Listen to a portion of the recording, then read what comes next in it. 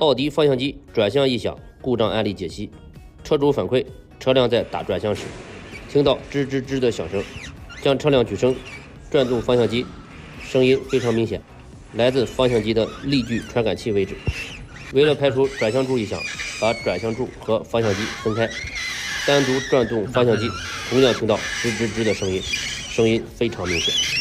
检查这个方向机没有进水，和方向机平时的异响不太一样，最终确认为转向机力矩传感器胶套磨损异响，更换转向机故障排除。大家引以为鉴。